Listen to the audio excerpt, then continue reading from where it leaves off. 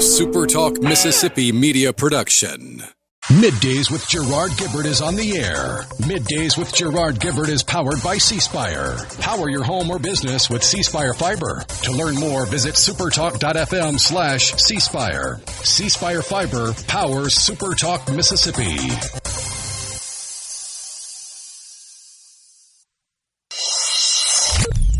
Get ready to go beyond the headlines and join a meaningful conversation with people from around the state. You're listening to Middays with Gerard Gibert here on SuperTalk Mississippi.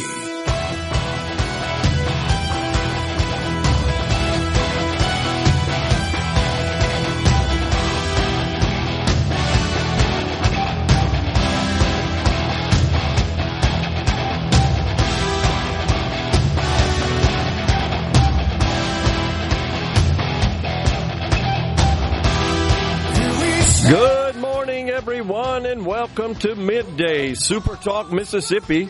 I'm your host, Gerard Gibert, along with Rhino in the Element Wealth Studio, guiding you through the middle of your day with facts, fodder, and fine music. Who turned on the air conditioner there, Rhino? Howdy.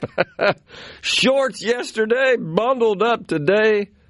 What a difference, say, short 24 hours. What even 24 hours, more like about 10. Wouldn't be so bad without the wind. Yeah, that wind, and you could hear it. I heard it while I was sleeping last night. It was howling about. Didn't receive the precipitation anticipated in forecast. I didn't at my house. Don't know about you. It just wind and cold.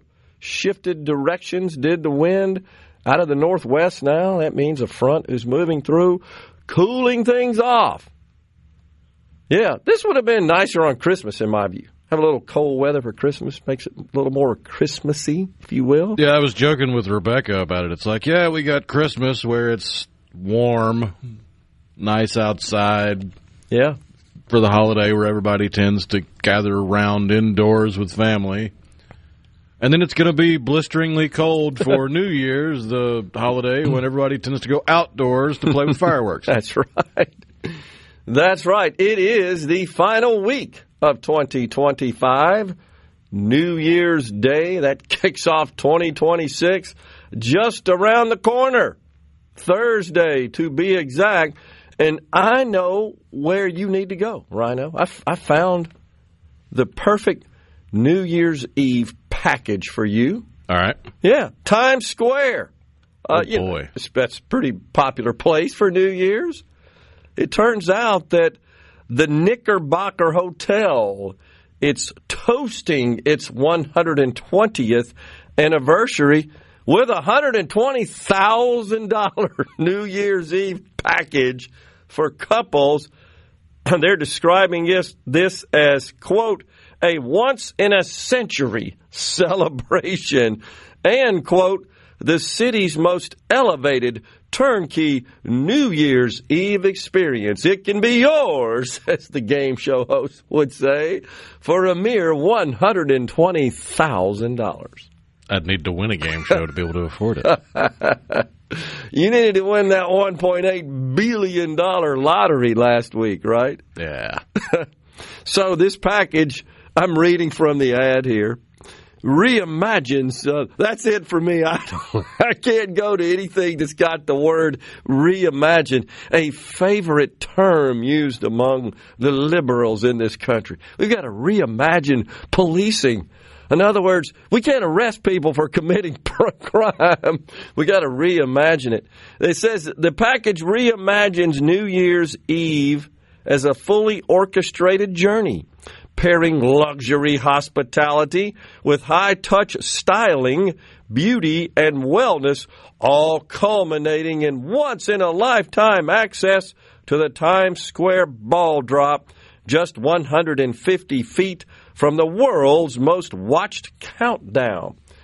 Wow, that's a mouthful as an ad. Huh? I was just picturing it being read in the voice of Robin Leach. That's great, yeah. Champagne wishes and caviar dreams. I love it. So, the Lux Hotel at 42nd Street and Broadway also offering a 3-night stay in one of its suites along with a multi-course New Year's Eve dinner at its Charlie Palmer Steak 4. I've eaten there before. It is really good. And a private St. Cloud rooftop pod to view the ball drop. The pod comes with bottle service and, to your point there, champagne sabering. What's that? Champagne sabering? Oh, that's when they have the champagne bottle and they have a sword. And they put the sword at the base of the neck of the champagne bottle and hi-yah! I've seen this. Off goes the cork. Okay, I've seen that. Oh, correct. I didn't know it was referred to as sabering. Learn something every day right here on MidDays. Never been able to afford it, but I've seen it done on the internet. Where the bottle of bubbly is ceremoniously opened by shearing off the top with a saber, as the ad says. And if you don't do it right, it breaks the neck of the bottle and you risk glass, so you got to throw it away, and yeah. Oh, man. Now, this is only $25,000. A low 25 grand. Today for you only, my friend, 25 grand. Oh, my gosh. Gee whiz. Speaking of which, you know what the country's talking about is this little problem they got up there in Minnesota. Oh, my gosh. It's from the you can't make it up category. In fact, you can't make it up would say, hold my beer. Because it's just out of control. This is what everybody detests about politics and politicians, is that you've got this rampant, out in the open. I mean, they're not even concealing it fraud. You know that because this YouTuber runs around to these various the child care centers and little early learning facilities, and he's just going and knocking on the door and finding that, well, the door is being answered by a Somali in a hijab, right, with the mask over there all the way covering their nose. Get out of here. You're harassing us. Well, where are the kids? It says you got 99 here. Get out. I mean, and he even goes to one of them and says, look, I'm here with my child. I want to enroll them in the early learning center where learning is misspelled, by the way. So it's just despicable. It's really a microcosm of the problems with immigration in this system. Again, those that come here to assimilate, to contribute, and they achieve their status legally, lawfully, okay, that's our law. And there are a lot of those. The problem is there are a lot of these deadbeats that come in here, and all they're looking to do is to shake down the taxpayer. And Governor Tim Tampon Walz, he facilitates it. He doesn't just ignore it. I'm telling you, there's something else going on. This guy and the radical Islamist Keith Ellison, the Attorney General, they're facilitating this crap. And you know why? Because the welfare cheats, they get enriched off of this. But these politicians like Walz and Ellison, they get votes. It's another example. And in some cases, political donations. Correct. It's another example of where we, the people, have conferred way too much power and trappings and spoils and benefits to public servants. And I use that term with my tongue firmly planted in my cheek. Wink, wink. Public servants. They're so desperate for power, for control, for all of these spoils, that they're willing to shake down the federal taxpayer, transfer it to these people who they know they can count on to vote for them and also will reciprocate, as you indicate, with donations. This is a scam of epic proportions. I think somebody need to go to jail. I really do. And I think if you keep looking and searching and investigating, and I'm calling on Congress to do this, by the way, those of you that are listening from the Mississippi delegation, I hope that when you get back in session there, that you make that a priority. Let's go investigate this thing. Let's demand that the DOJ, the FBI get involved and investigate every single penny and do a deep dive into every politician that may have been involved. And you know what concerns me? This isn't just Minnesota. You know that. This is just happened to be the place where it's getting exposed right now, today. But I guarantee you, if you keep looking, you'll find this is going on across the United States. And I'm going to say, Rhino, what won't be said out loud by many. I don't care. I think it's the truth. To a great extent, this is about race. There's some degree of virtue signaling and perverse satisfaction white liberals like Tim Walz get out of redistributing taxpayer money to minorities. There just is. You can't deny it. They get some sort of prop from that in their own twisted little screwed up heads. This has got to stop. We're coming right back in the Element Well studio. Ted Kendall, Vice President of Central Mississippi Farm Bureau Federation and owner-operator of the Gaddis Farms at 11:05.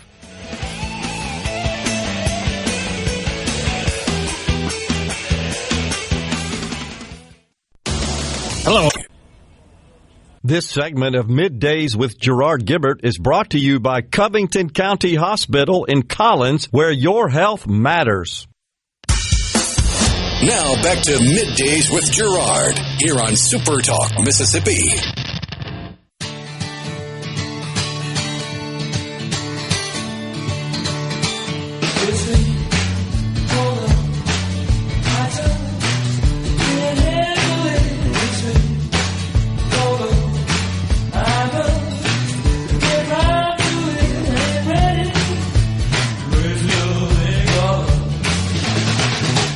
Welcome back, everyone. It's Middays from the Element Well studio. Join the conversation on the C Spire text line. It's 601-879-4395. Let's check it out.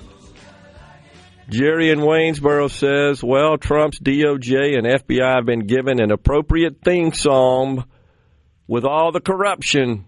Rhino should play it. Promises, Promises. Is that by Naked Eye? Yeah. Promises, Promises. Good tune. Landfill management says been going on in the Delta for years. All the Head Starts, early learning schools, etc., includes the churches. I don't doubt it. I really don't. I think it's going on across the country. So I have a radical idea, and it's not anything new. I've mentioned this before, but I think it bears repeating. Let's just end all federal grants. Tear them down. Start over. First, determine whether they're even needed, what value they provide to society. And those who have been receiving these grants, if they can't, all these various programs we have, if they can't show and substantiate value delivered for the taxpayers, get rid of them. I honestly believe we ought to start over. Let's just get rid of all grants. And now, let's consider a small offering of so-called grant programs. And then we're not issuing a dime until we know we have proper, modernized, comprehensive IT systems. Because all of these are electronic systems, and there are holes in them. And it does make you wonder, Rhino, did they purposely leave these holes in the software to allow, for example, in our SNAP program, we heard about the GAO recently signing up for benefits and using a Social Security number like 40 times or something like that, and all of them getting approved. Just as an example, how can that happen in modern IT systems? We didn't do that in the 70s when I was writing software. I just don't get it. So we have terrible IT systems. Scrap them all. Start over. And here's the deal. Engage third parties to write them. And if those software programs if they allow things like signing up for Medicaid in multiple states, and you don't have controls and comprehensive integration with external systems such as those in the other states, and that allows someone who's ineligible, or even worse, a fake entity or individual to sign up, get approved, receive benefits, it's on you. It's performance-based payment. It's not unusual. I've seen it. I've been part of it. You say these systems can do all this? Okay. When they prove they can, we'll pay you. Or we're going to pay you, but if they don't, we're clawing back. We're going to hold out. There's two glaring problems with your suggestion. Okay. It is far too much common sense and accountability for it to ever take place under the confines of government. That's pathetic. That's pathetic. It's all the more reason why government should be run more like a private business, because that's how we do it in private business. You don't run around and spend a bunch of money on systems like that unless the systems deliver the value as proposed. And if they don't, you don't get paid, or you get clawed back. There's a retention. That's not unusual either. We're going to pay you, but we're going to retain a certain amount. And until we see that there are no holes in these systems and that they perform as designed, in accordance with the design, we don't pay you. We don't release the retention. Simple as that. The problem is, as you know, in government, we don't do that. We don't do it enough. And so that's a big problem. And then we have the not my problem people. And look, put it back on them. Oh, wait, you approved this Social Security number for Medicaid benefits, and we found that same Social Security number has been approved in these 4 other states? It's on you. We're taking it. Now, that may sound harsh. Why not? You think that would perhaps motivate people to do a little better job? I would think so. It's going to cost them in the pocketbook. And by the way, all the way up the food chain, through their manager and the manager and the manager, unfortunately, that's part of the problem, right? So all the way up. Or you could actually start with this, the person in charge of the outfit. It's on you. That's the way it works in the private sector. You know, you can't show up as the CEO when you're doing a conference call with the investment community and start pointing fingers at your team. You'd get laughed out of the call, and I tell you what, before you got through with the call, everybody, all the analysts that are involved, they're already putting their sell recommendations out, and your stock's been liquidated. You're done. Why can't we have those same sorts of requirements imposed on managers of these agencies? Because half the country votes for politicians that would argue that accountability is not allowing somebody that really needs it to get the help they need. By the way, here's this one outlier example of where, because they had to do this, that, or the other, they were hungry, or they didn't have somewhere to sleep, or they didn't have a phone. And idiots vote for those people. You know, the sad thing is, for the handful that truly are needy, and maybe I'm being unfair in that assertion, but the truly needy, okay, we've got a system now that says, well, for every one of those, we got to have 2 that aren't, that have to receive as well, because our systems and our people are deficient and incompetent. I mean, just look at how they twist voter ID into knots to try to make it something it's not, just for their political gain. No doubt. Absolutely. I just want to make sure the person casting the vote is the person casting the vote. But no, that's racist, because Democrats think black people are stupid. They do. Is there no more, if you think about it, which is, of course, racist. Yeah. A greater form of racism than voter ID could ever be. Is there no more, if you think about it, a racist ilk in this country than the white liberal? They're the most racist people in the whole dang country. Of course, they they deflect that and they gaslight conservatives. You're the racist people and we got to protect this. No, you don't care about that. You only care about your personal political hide. Period. But what's going on? Those are the same people that tend to be the very first ones in line to protest if they're going to build some affordable housing anywhere near where they live. That's exactly right. Not me. It's the same question that conservatives asked of the elite white liberals, especially those in the up in the Northeast, when we saw these plane loads of immigrants being dropped off. Take them into your home. You have such a bleeding heart for that? Open your doors up. Oh, no, not me. I couldn't do that, right? That's what we have the government for. Wrong. That's the way they think, though. It's preposterous hypocrisy is what it is. And it's despicable. Now, I caught an article I thought was really well done, an opinion piece about what the founders' Christmas wish list for today would look like. So, the Constitution has minimum age requirements to serve in office. No age limits, as you know. And that's become a growing problem. Look no further than the 4 years of the Biden presidency, where every day his lack of mental acuity and competence was on full display. And the Democrats and the mainstream media absolutely worked overtime to gaslight those of us who said, there's a problem here.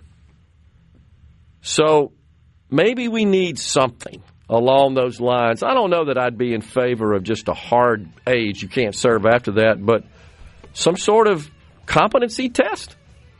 Is that unreasonable? I don't think so. And but if it's not a hard limit, it's just going to be gamed.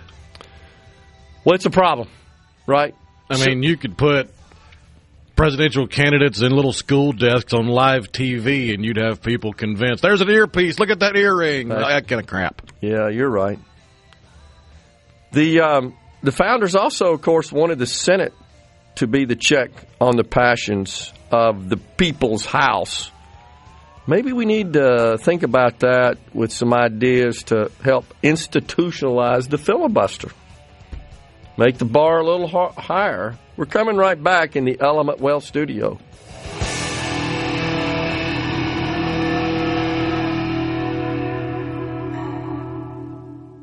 From the Seabrook. You're listening to Middays with Gerard Gibert, here on SuperTalk, Mississippi.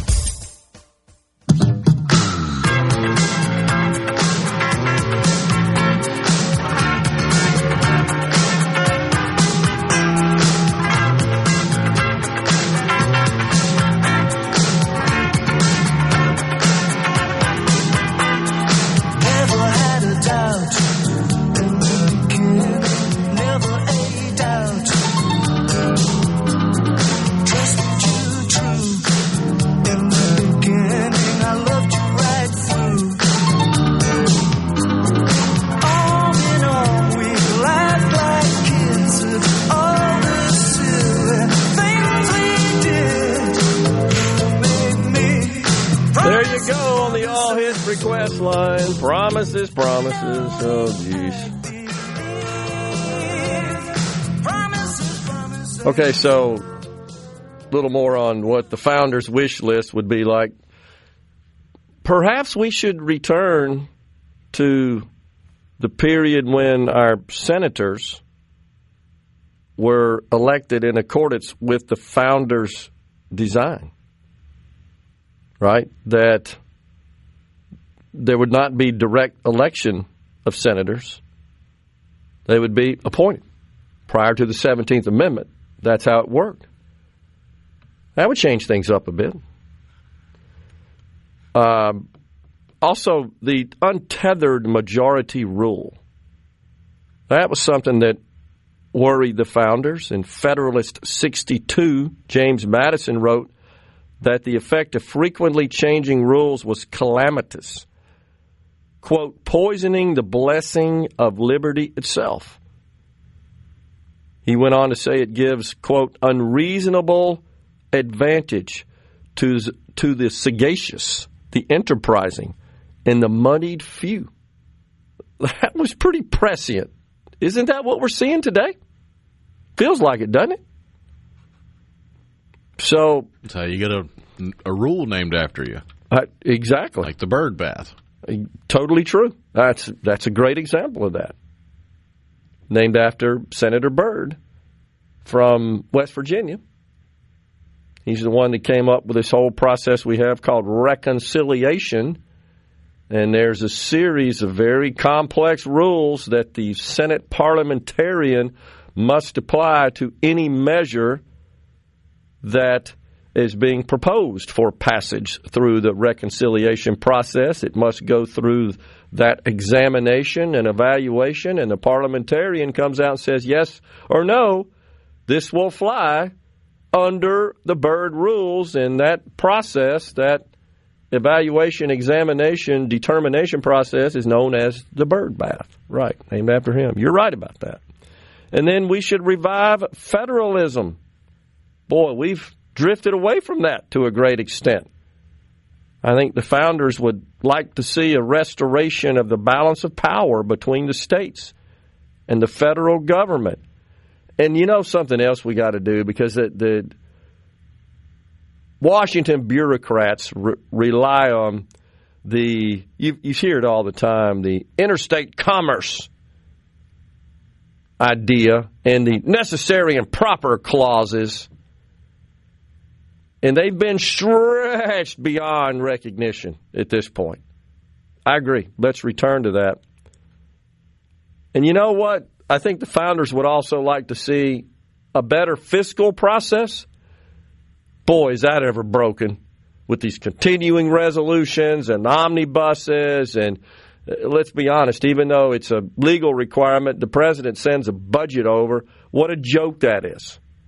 If there is so much waste, fraud, and abuse in the federal government systems, in any governmental system, that billions of dollars can be stolen,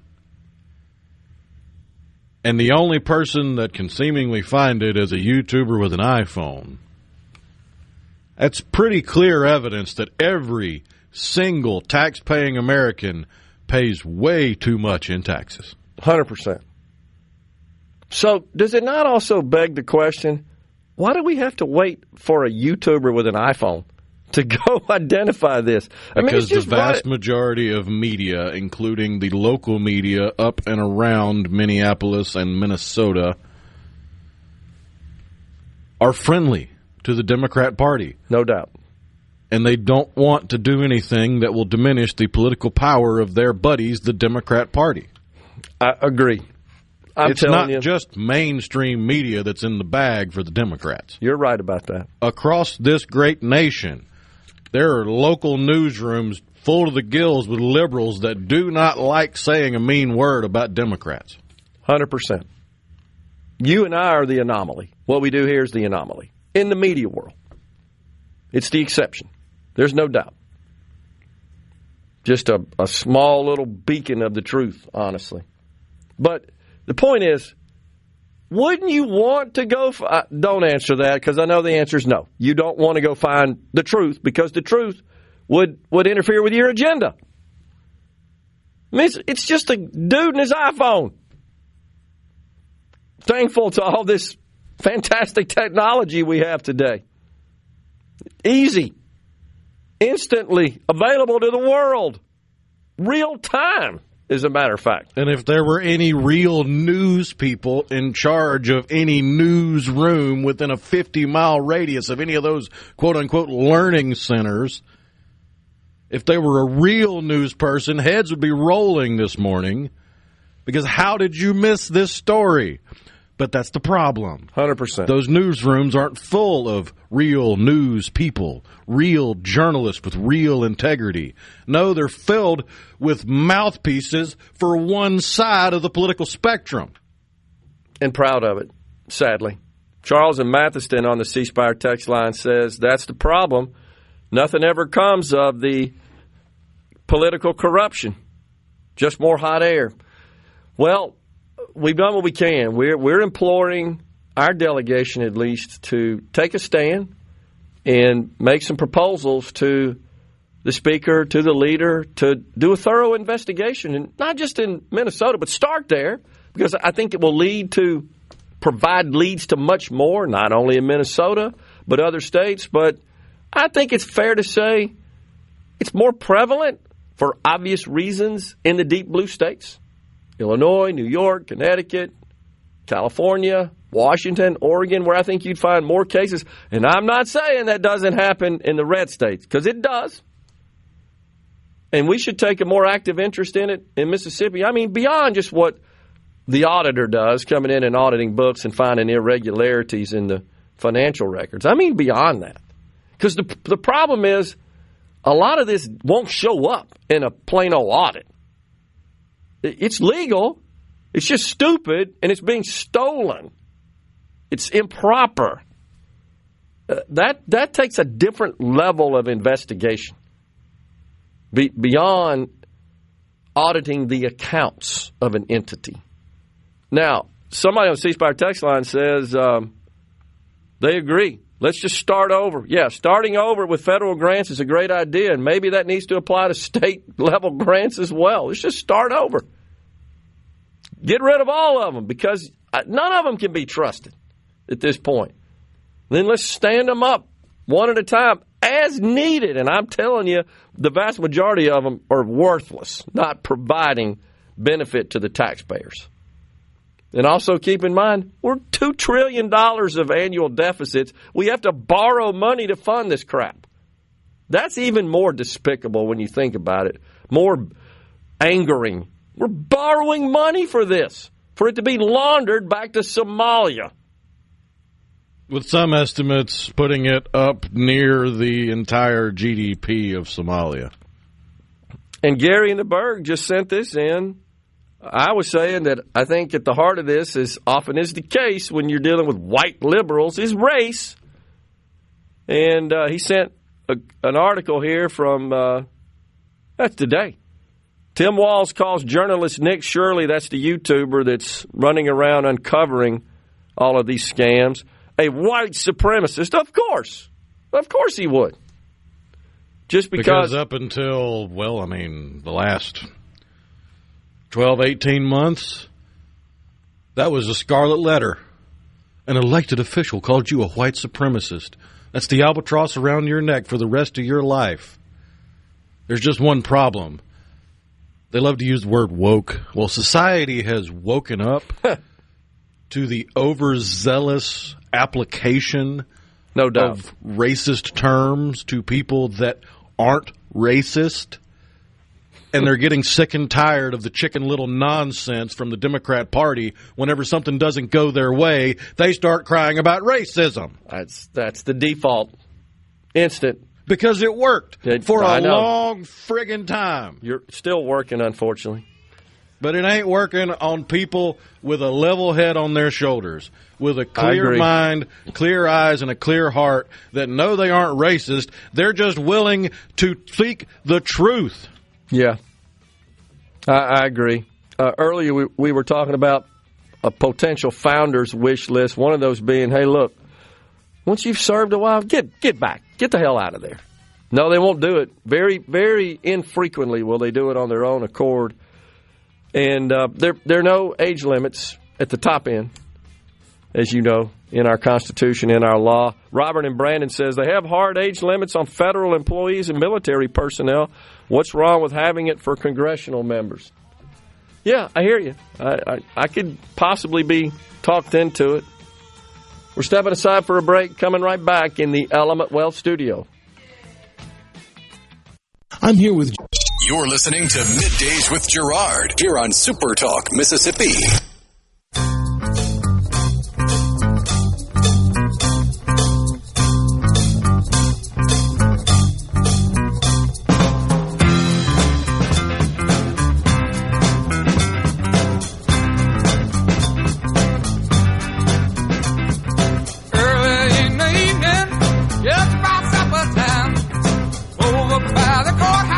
They're starting to unwind.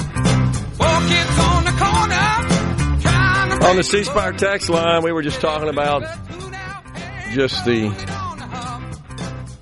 really terrible operations in our federal government that leads to a lot of these improper payments, fraud, waste, abuse, misspending, all the above. Rusty says, let Chick-fil-A run things. It's a good point, Rusty, and you're right, to my point of, if we ran the things like a business. Now, I know a lot of people object to that. Rhino, you hear them say, well, government's different. You really can't run it like a business. Like, just making sure that you can't sign up using the same Social Security number 125 times for the same benefit. That's the only reasonable argument from that side of the debate is that there are some projects that are not fiscally responsible in the near or short term. Okay. That would never get off the ground in the private sector that need to happen from their perspective in the public sector. Got it. But yeah, that's still, it's not a great argument. It's weak. Because that is assuming you're talking about mega projects, the likes of which we haven't really done in a couple of generations, like the interstate highway system. Yeah, totally. That's a good point. But even, of course, all of that is subject to misspending, though.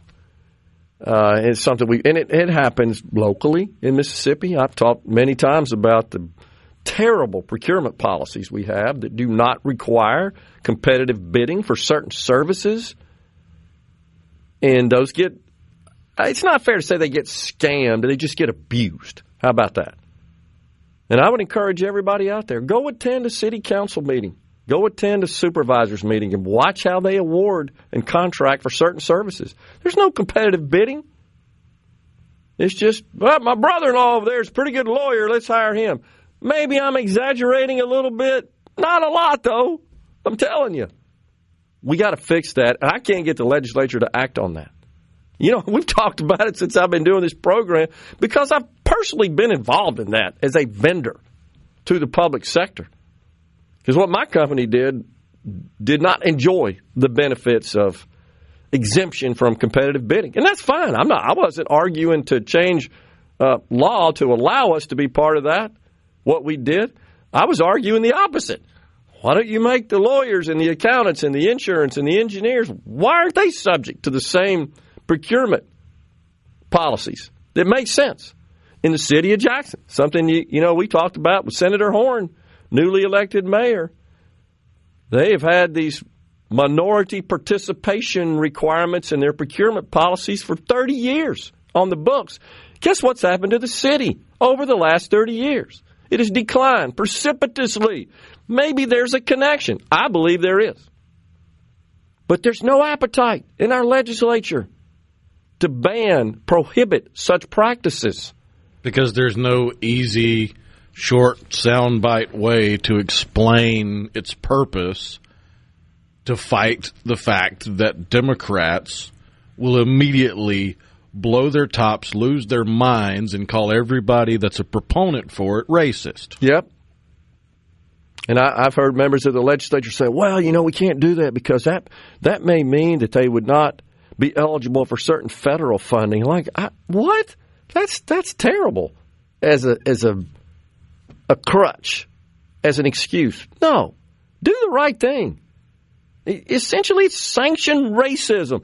Even bigger, it's legalized reparations. I'm telling you, it's what it is. Shaking down the taxpayer and just sending that money out the door to people that meet certain physical profile characteristics. That's just wrong. The taxpayers are the ones who get bilked. And it's happening every day in the state of Mississippi. And it's happening across the country where you've got these minority participation procurement guidelines and policies that do not facilitate a process that ensures that taxpayers are provided the best value for their dollar. It's not about that. It's about, oh, wait, taxpayer money here? Let's give it to this minority over here because they deserve it. Because, we had slavery 150 years ago. I mean, literally, that's how they think. That's the justification. It's how they think. It's insane. Or at least part of the justification. It's part of it. And then you always have to think about, well, how are they participating in this? Because they are in many cases. Neil from Pontotoc says, they look the other way and they allow this sort of improper spending, misspending, abuse of our systems because they're not dealing with their own money. How about this, Rhino? I've always been a fan, and you're taught in business and human behavior, they respond better to incentives. Why don't we incentivize these people to run a clean ship? And when we find a clean ship within certain thresholds, you get a bonus for it. I'd be okay with that. That's a better motivator than the negative motivation, which if you don't do this right, we're going to take money away from you. I just fear the bonus would get gamed at that point. That's terrible. We're coming right back in the Element Wealth studio after Fox News and SuperTalk News with Ted Kendall. Your of Middays with Gerard Gibert is brought to you by the Mississippi Business Journal. Visit msbusinessjournal.com. Scott Coopwood, publisher and president. Welcome to the show that challenges you to think deeply, and look beyond political posturing. You're listening to Middays with Gerard Gibert here on SuperTalk Mississippi.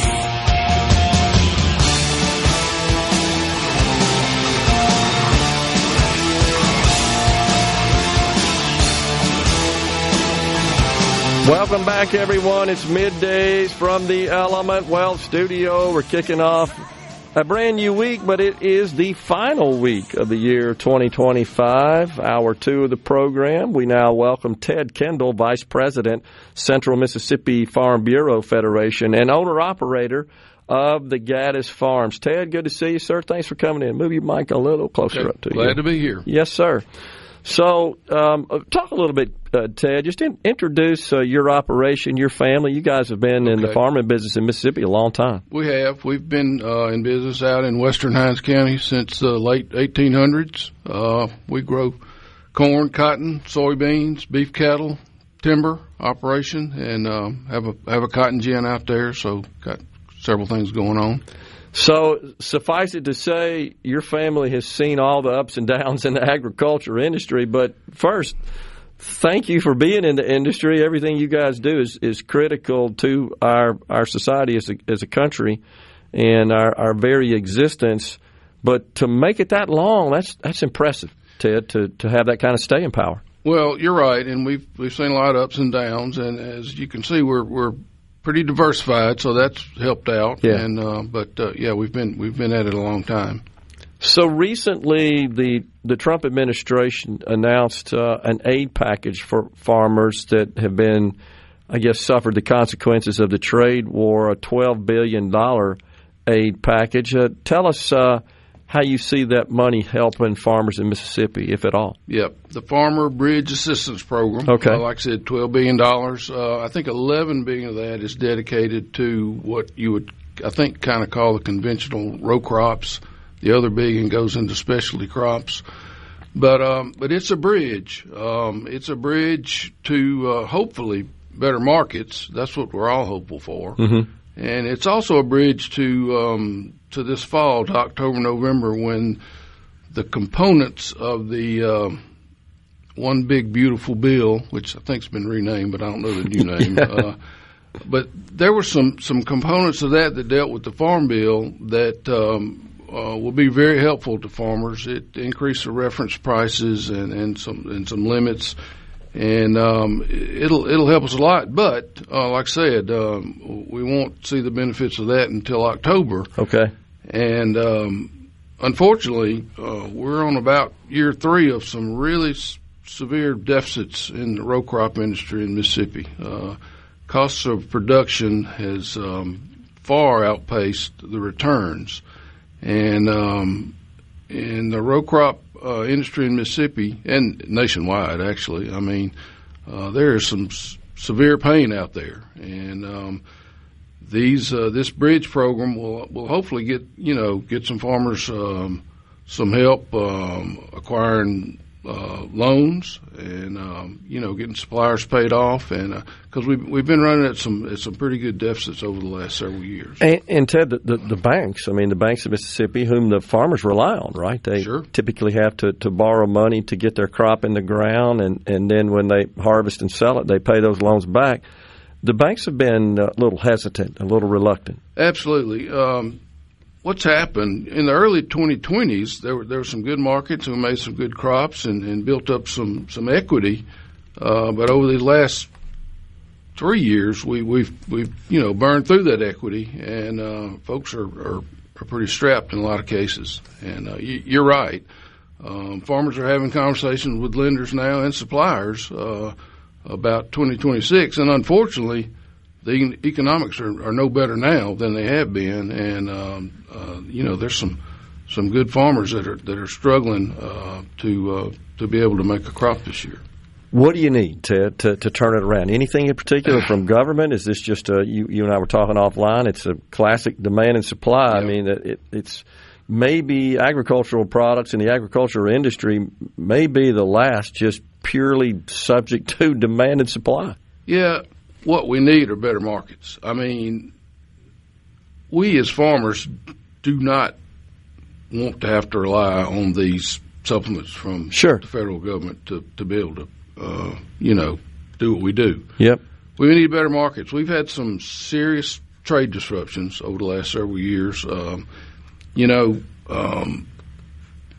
We farm cotton, and over 85% of the cotton that we grow in this country goes into the export market. Soybeans, we do that as well. Soybean, the biggest acreage in Mississippi, over half the soybeans in the country go into the export market. And some of the issues we've had with China have made a big difference. They've bought very little cotton this year.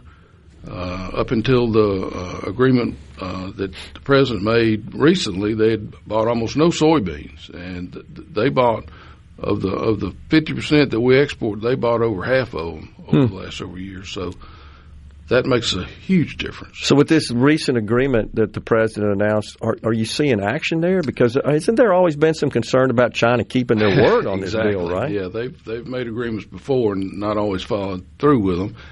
And there's been a little action. Unfortunately, most folks have sold their crops from last year's at the reduced levels, and we're hopeful. We have to be, but we need some better markets. Okay. And like I said, we did get some provisions in the new Farm Bill. See, we've been working under the 2018 Farm Bill for almost 10 years now. And a lot of those provisions were put in there pre-COVID, and we have dealt with incredible amount of increase in input cost. Interest rates are up, so we're living in a different world than we were when the Farm Bill was written in 2018. Are you concerned, Ted, that some farmers are just going to close up shop, not going to make it? Well, I think that's an actuality. I was talking to someone on the way in this morning talking about more land that will be unfarmed this year than has been in quite some time. So yeah, there's some farmers that are going to really struggle to get funding and to be able to make a crop this year. Well, the tariffs themselves, has that had an impact on the input cost of so much of what you guys use in the farming process? Yeah, and I'm not sure exactly where the tariffs fit in, but the input cost, 2020 fertilizer costs since then have doubled, and the seed and other things have gone up 10, 15, 20%. So as input costs have gone up, the prices we receive have gone down, and that's not a good formula. So you're not able to pass that on. No. You're really at the mercy of the market when the product gets out there, right? We're price takers. We grow a commodity, and there's a market, based on supply and demand, and that's what we take. Has there been anything out of our agency, the Agriculture and Commerce here in the state of Mississippi? Have they come forward with some proposals to help out? Well, they have. We've had some talks. We've visited with the Senate Ag Committee recently and talked about some things that the state can do. Infrastructure is always a big deal for us. It's expensive to get crops from where we grow them to where we deliver them, and roads and bridges are critically important, and that's something that could help with. We're always interested in taxes. When you reduce taxes in one place, sometimes that has to be made up in other places. So right. we're cautious about that. And we've had some conversations about some further processing. Most of the things we grow here, row crop wise especially, leave the state on a truck or a boat, and may be nice to look at some further processing of some things. I was saying offline that you guys are almost too good. Your yields are up, and you're productive as all get out. But you need more markets, as you said, to buy what you produce. Our yields are up, but with the way the numbers have worked on this, we can't out yield this problem. I got you. We just, with the increase in the cost of raising a crop, we've made good yields. We made a good corn crop this year, and some of the other yields were good up and down, but we just can't quite out yield the issue we're in. It's projected, I think American Farm Bureau projected that across the country, we're looking at a $34 billion loss in the row crop industry this year. So that's a big number. Not sustainable. Absolutely not sustainable. And corn is a big problem this year, is it not? I read an article on that. Of all the row crops, it may be the one that's the most depressed. Well, honestly, corn's depressed, but cotton may be even worse than that, and soybeans not far behind. So it's that there are no good solutions right now in the row crop industry. Gotcha. Ted Kendall, Vice President, Central Mississippi Farm Bureau Federation, owner-operator of the Gaddis Farms, an old, very successful, very prominent Mississippi family. Appreciate you coming in, Ted. Have a happy New Year, sir. Thank you, man. Gerard. All right. We're coming right back in the Element Wealth studio.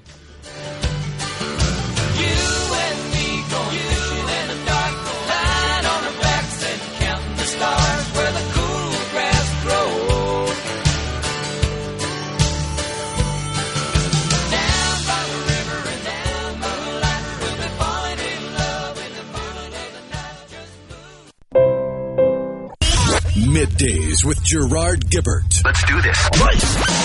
On SuperTalk, Mississippi. Let's go.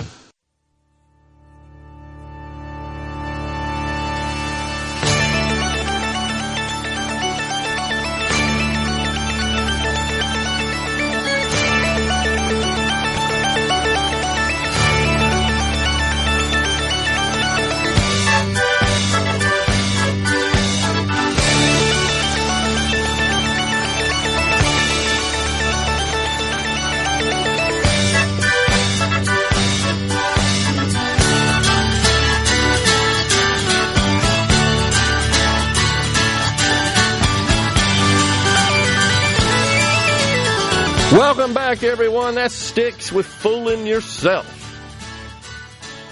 Dennis DeYoung on the keyboards there. Good tune. Appreciate that, Rhino. Really appreciate Mr. Kendall for coming in the Element Wealth studio. His family, that's why I asked him to describe it. Man, they've been in that business a long time in the state of Mississippi, in the western Hinds County, and very, very prominent within the agricultural community. And honestly, guys, we asked him to come in. I recommended that we get him in because I wanted to hear the perspective from a farmer that's doing it for a living, not a politician. No disrespect to them, but someone that's in the trenches dealing with these challenges. And as he indicated, because his operation is diversified, they've been in business a long time, challenges aren't nearly as serious as those that, and he was telling me on the way out, in the Delta, those that are just corn, cotton, and or soybeans really struggling. And nationally, that's going on. And there's a variety of reasons, but there is something to be said, Rhino, for the fact that the pricing and the economics of the industry are totally subject to the basic economic law of supply and demand. And these guys are just incredibly productive.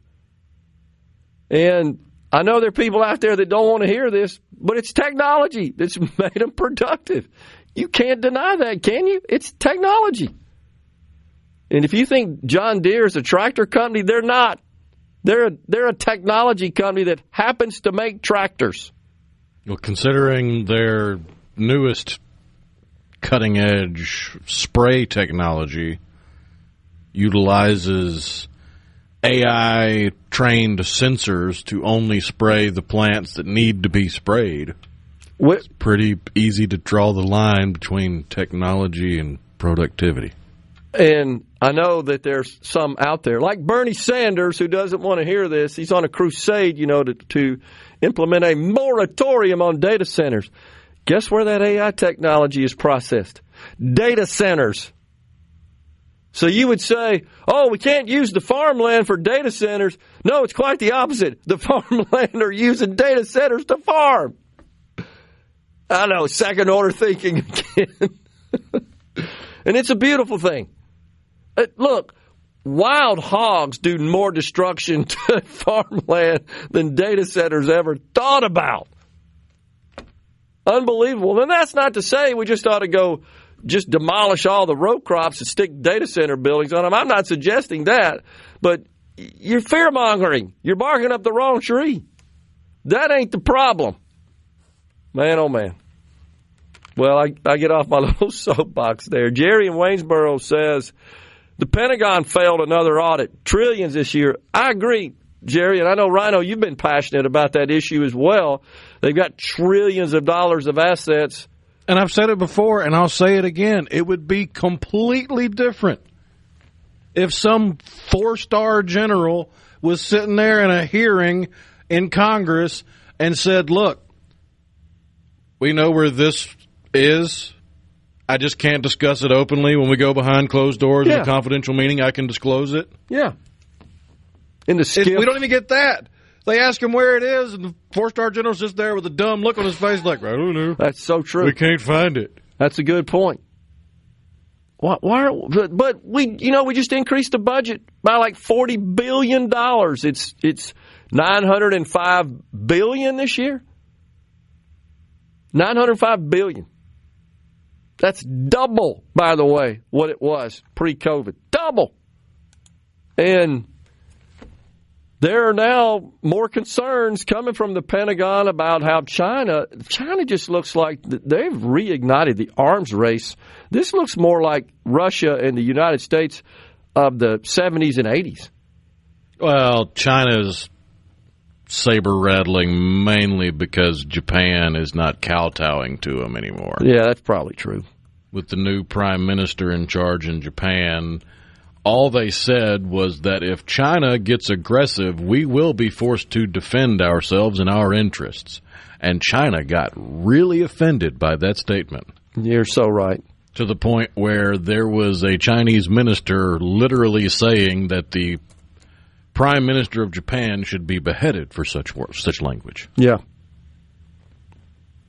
But all because China's grand scheme is, quote-unquote, reunification of Taiwan in a similar vein as Russia's grand scheme is a resurgence of the Russian Empire, neither of which are great for the global economy, but Russia invading Ukraine, while it has had an impact on the global economy in things like bread prices and oil prices, if China were to try to take Taiwan and just say they somehow were not pushed back by the initial response from America, Japan, and our allies, China would control the global economy just because of the semiconductor manufacturing of Taiwan.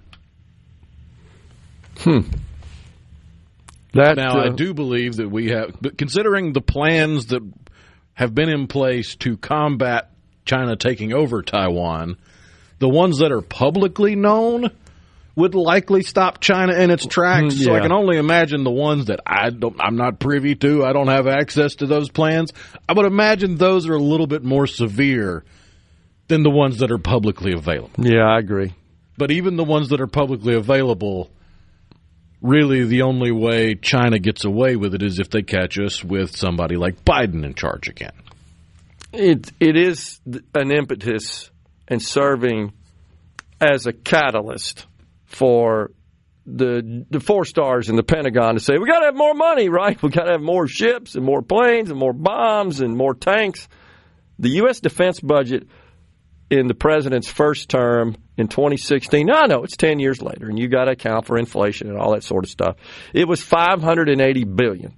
The one we just passed, that was the continuing resolution that reopened the government, $905 billion. So next year it'll be $1 trillion. We'll have $1 trillion defense budget. I don't think there's any doubt about that. Pre-COVID, it was roughly $700 billion.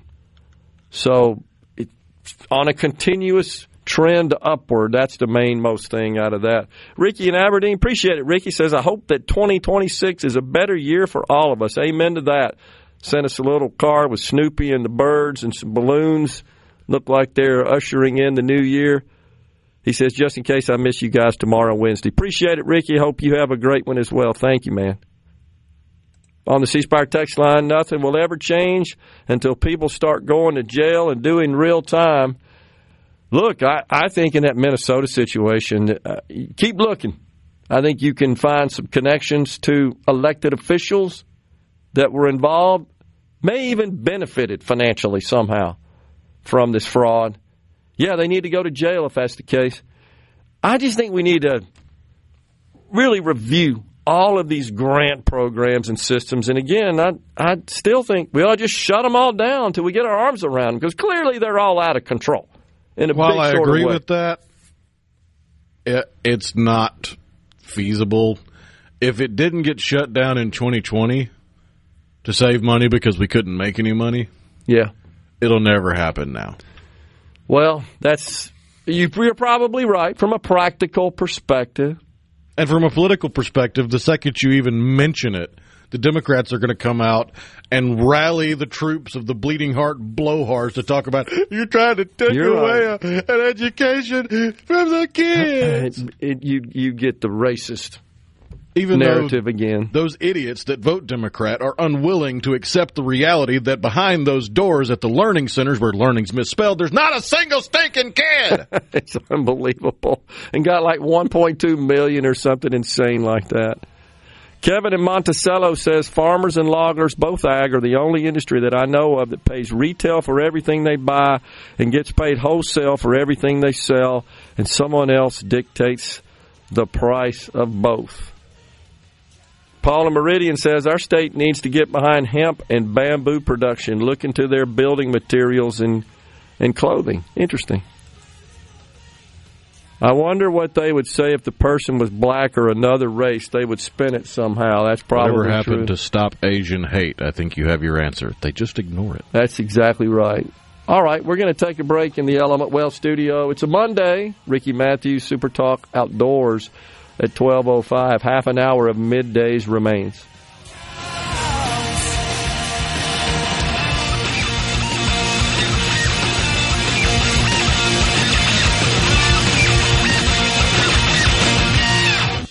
From the Seabrook Curve, Middays with Gerard Gibert. It is on. On SuperTalk, Mississippi.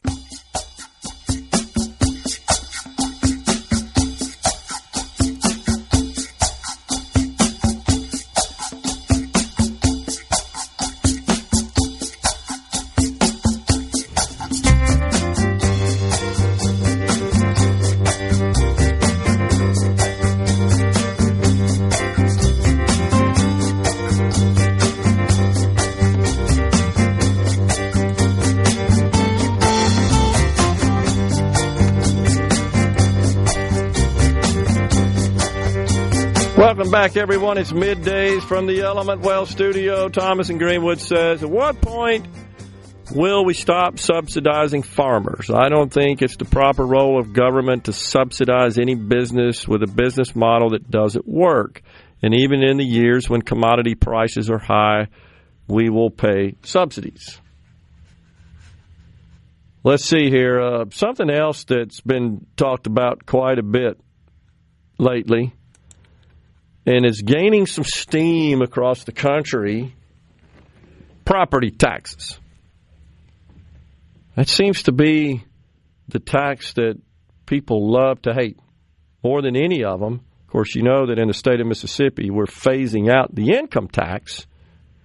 We have relatively low, and I mean relative to the rest of the country, sales taxes, consumption taxes. Property taxes, by the way, in the state of Mississippi are actually relatively low in terms of the millage and the way that they are calculated and determined. But, man, I've seen lots of discussion on social media about property taxes and perhaps ending property taxes. And in the state of Mississippi, as is the case in virtually every other state, if not every state, those fund local governments, schools primarily, in the state of Mississippi. 3 different jurisdictions receive the revenue collected in property taxes: school districts and counties and cities if the property is located within a city. And the most common statements that I see on this and just sentiments are those the seniors that own property shouldn't have to pay property taxes once you hit 60 or 65. Just don't pay those. That's kind of the common request that I see. And then there are folks that are complaining about, recently we had some property tax increases in the state of Mississippi just because of the legal necessity to revalue the property. So I'm looking at some posts here and some of the comments. Property tax is particularly odious in that it undermines the very concept of private property and makes government your landlord. Our taxes go up every time there's a closed meeting. Only benefits are carpetbaggers and politicians. Property taxes and sales taxes pay teachers, one person writes, so we need them. We don't own our property. We rent it from the government at their rates. How about our senators and representatives work to get rid of it? It is absolutely the worst form of government corruption there ever has been. Folks have never lived the American dream if they can't ever own their own property that has long been paid off. There's some other calls to just end property taxes on property that is not subject to a loan. I don't really get the I don't get the correlation there. The fact that you don't have a mortgage on that property, I don't understand why that would be a trigger to end the property tax, other than maybe as part of your mortgage there's an escrow being that withheld. One's simple. They just they finished paying payments for their mortgage, so they want to stop paying anything else on it. Okay. I just don't understand the connection there, like why that would make a difference. Yeah, here's another one. Property taxes should not be after 65, especially if you've worked hard to pay off. It should be free and clear. And then others say, well, gee, I never had any kids. Why do I have to pay property taxes to school districts? Or all my kids are grown. Why do I have to still pay property taxes? Well, I could make the same argument about Social Security and Medicare, because when you're working, you're paying into it, and you're earning the right by doing so to take some money out, but you're paying somebody else's benefits is what you're doing. I would just like to point out one little factoid here about the tax conversation. Yeah. When you talk about property tax, you talk about millage. That's right. Does anybody stop and think of why you talk about millage when it comes to that tax? It's because that tax is so old that millage was the word that was used. That's right. Property taxes have been implemented on property since before the United States was the United States. And in fact, the only founding colony that didn't tax property was Delaware. but they tax the income on it. So if we really want to get back to what the Founding Fathers intended, it's not doing away with property tax. It's doing away with income tax. 100%. 100%. This is the way we funded government before we implemented the income tax. That's exactly right. And the millage rate is what it's typically referred to, mill for short. That's what's used to calculate property taxes, and that's just because it's expressed as an amount of tax of every $1,000 of a property's assessed value. So you got tax assessors in every county, you got tax collectors. It's the assessor's job to determine what the value of your property is, and then it's the collector's job to send the bills out and collect that money as determined. But it literally based on the comes value from a time when we were basing governmental language on Latin. Yeah. That's how old the tax is. Millissimum, I think's the way you pronounce it, was the Latin word. Latin for 1,000th. That's right. 1,000th part, as I recall. Yeah, that's exactly right. That's where it comes from, as do a lot of the words in our language derived from Latin. You know, back in my... I'm just pointing that out because it feels like at least a portion of the population that's pushing back on property taxes is doing so, and I don't mean this in the negative connotation people take from the word, but from ignorance of the history of property tax. They've got this pie-in-the-sky idea that, oh, well, property taxes are this newfangled thing to just steal from the elderly. And it's like, no, people have been paying property taxes longer than people have been Americans. So I'm looking at, you're right, and I'm looking again at these comments, and it's just full of people who say eliminate it for everybody over 65, or once my properties pay off, I don't want to have to pay property taxes. And so, look. Because it's the boomers, the only ones that own houses. The only ones that can afford it. I get it. And look, I don't like paying property taxes either. I just got my bill about 3 weeks ago, and it's due, I think, January 31st is when property taxes are due.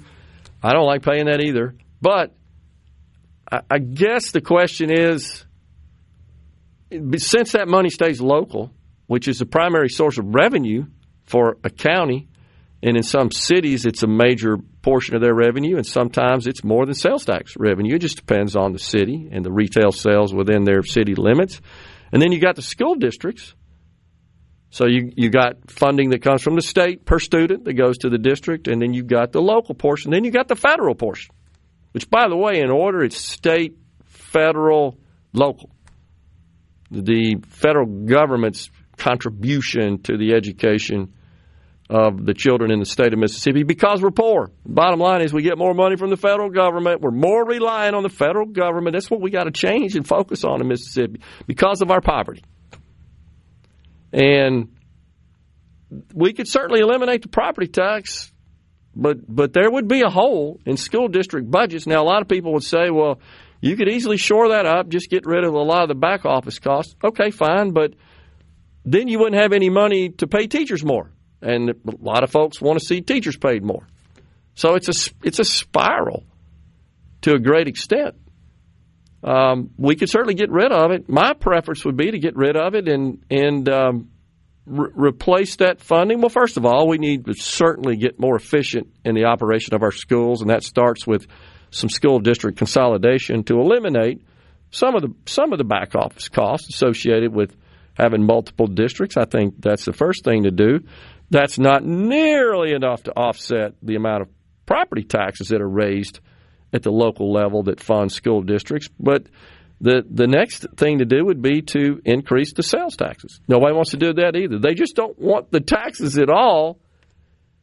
And I would be interested in that. I'd like to see a county, a school district, put forward a budget where there were no tax revenues from property included in their budget.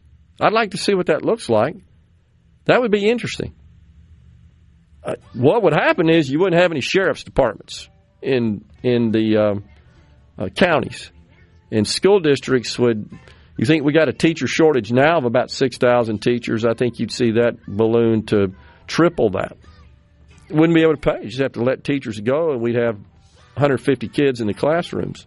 I know all that sounds crazy, and people are thinking, no, there's more waste that we could cut. I'm all for it. I would just like to see a budget. Just as I'd like to see a budget going out forward as our income taxes are eliminated. I sure would like to see what that looks like as well. That, unfortunately, none was ever produced. That action's been taken. But the main point is a lot of people want to see the property tax go away. And I'm all for it. Let's get the lawmakers to send us some financial projections. Coming right back, final segment.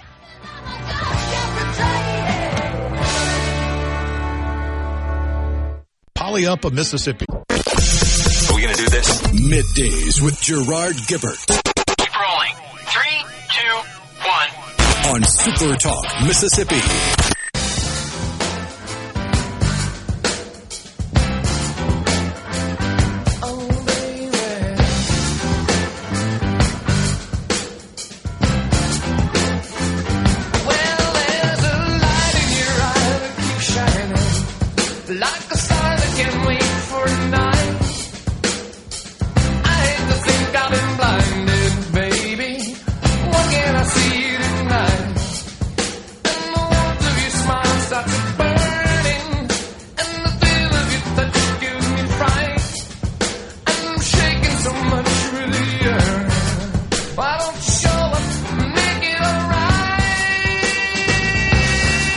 Welcome back, everyone. It's Middays from the Element Wealth Studio. So, yeah, we're just talking about the property taxes are a big deal. It seems to be getting a lot of attention in the state of Mississippi and really across the nation as people are clamoring for an end of it. Just looking at the state of Mississippi, the three components of our school funding, local, state, and federal. And I did have that backwards. I apologize for that. It's now federal, local, state, local, then federal in that order. That's where the money comes from. I think the latest data I looked at, $15,000, $14,000 to $15,000 per student in the state of Mississippi is how we fund our K through 12 schools. That's well below the national average, of course, and it has been. But people would argue, well, we're a poorer state, and the cost of living is lower here as well. But in general, when you just look at it from a percentage perspective, the majority of it, of course, comes from the state level, and then the local governments must contribute, but the high wealth areas are capped at 27% of the cost, which ensures equity. So that's how that works. But the question is, okay, what do we do about losing that local revenue that goes to education? How would we account for that if the property taxes went away? And really two things you'd have to do. Cut funding, cut spending would be the first thing. And then, of course, you'd have to come up with some other source of revenue to make up for it as well. So about 32% came from local, 24% the federal, and then the rest came from the state portion, about 45%, somewhere in that. It'd be interesting to see if that gets any attention in the legislature this coming year. But you made a good point, Rhino. A lot of folks that have kids that are in schools that are funded by those property taxes typically are renting. So they're paying property taxes indirectly. The owner of the property is responsible for the taxes, and they, of course, factor that into the rent they charge the residents. But that's different, and I think what you see is that mostly it's the older folks, the senior folks in our society. They're the most vocal as far as ending the property tax because you pointed out folks in my age range probably bought property a long time ago. They paid it off, but they're still having to hit the hip, and they don't have a mortgage anymore, so that money's not being escrowed in their monthly payment, now they just get a bill from the tax collector every year in late November, and they got to pay that by January 31st of the following year, and it's just a cash out-of-pocket expense. I think that's what's causing all the uproar against property taxes. You got more and more people that are now free and clear of the mortgage, and but still own the property and are subject to paying property taxes. All while enjoying all the equity and the increased value of their home since they spent $40,000 on it in the 70s, and now it's worth $500,000 or more. Yeah, no doubt. Amite County raised property taxes 30 to 70% this year. No warning. 70%? You sure? 30 to 70? I have to look that up. That sounds way high. I mean, I've seen some reports and heard some folks talk about getting property tax bills indicating an increase from the prior year, but I haven't heard anything to that extent. That sounds way out there. I mean, that would indicate the property in Amite County since the last time it was assessed has increased by that amount, unless they raised the millage, and I don't recall hearing any reports of raising the millage, so it'd have to be the other factor in the multiplication, which would be the property's value. Interesting. Jim in the Delta says JT and Dave were pushing for school district consolidation way back in 2000, and so since then there have been a number of consolidated districts. But we still have, 142 of the 82 counties, and I think there are a number that are prime candidates for consolidation. There's no doubt about that. But again, I want to see the forecast. I want to see the projections. Okay, if we combine these districts together, this is the budget of the two before, this is the budget of the single combined district. You can't make decisions along these lines without that data, and then we got to follow it. One of the greatest Steve Perry vocal performances of all times, Foolish Heart, ending today's program. Ricky Matthews, Super Talk Outdoors, coming up next. We're back with you tomorrow. Stay safe and God bless everyone.